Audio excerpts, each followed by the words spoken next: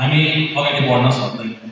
अघि एकजना भाइले एकदम राम्रो कुरा गर्नुभयो। 24 गतेको आन्दोलनले यो त पक्कै भनेको थिएन कि सतीश सिंहलाई हटाएर जितेन्द्र सोनललाई भने।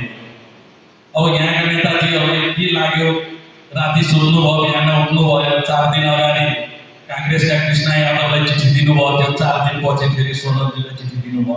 कहाँबाट के भयो हामी दलभित्र रहँदा पनि थाहा पाएनौँ। हामी शीर्ष नेतृत्वमा रहने व्यक्तिले थाहा पाएन भने अब विडम्बना कति गाह्रो छ यहाँको बुझ्नु।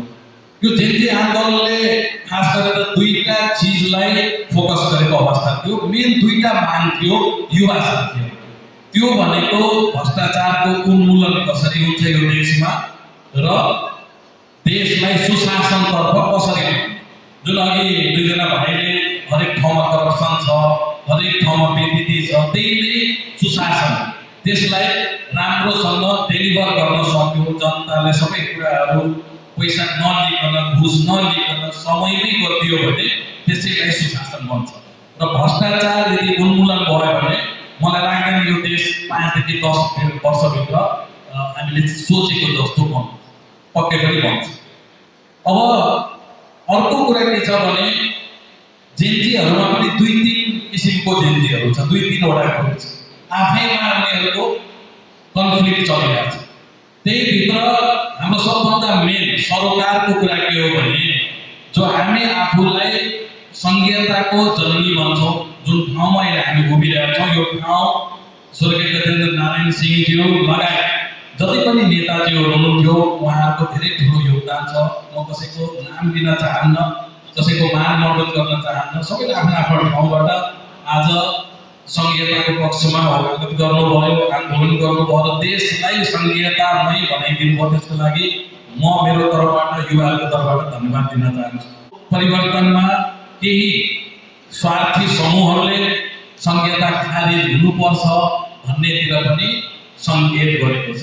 यसमा काङ्ग्रेस एमालेका ठुला नेताहरू पनि सम्मिलित छ, जसले सुरुदेखि नै मधेसीहरूलाई संघीयता दिनु हुँदैन, यिनीहरूलाई काठमाडौँ नै दौडाएर जलाएर मारिदिनुपर्छ भन्ने भावना भएका व्यक्तिहरू पनि छ। यो चिजमा हामी चाहिँ एकदम सचेत हुनुपर्छ। जेन्जीको यो माग हुँदैन।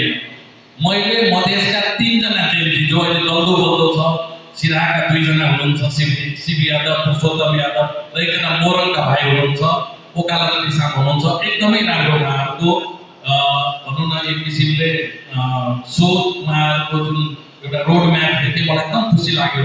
तर विडम्बना फेरि ती 3 जना अरूलाई हुँदैन।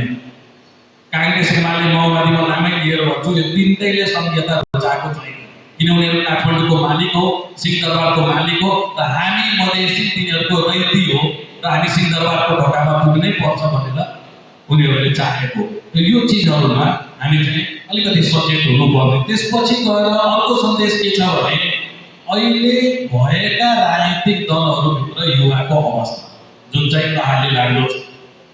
देशमा कुनै परिवर्तन अहिले भर्खरको परिवर्तन कसले ल्याएको? को एकजना बुढो मान्छे त्यहाँ मर्यो, को नेता मरेको पनि मरेको छैन। भर्खरका मेरो छोरी ग्लोबल साइन्स कलेजमा पढ्छ, उसैको एक ब्याच सिनियर बिचरा ड्रेसमै गोली लागेर त्यो श्रेय चौलागी भन्ने भाइ त्यही ढलेको रहेछ।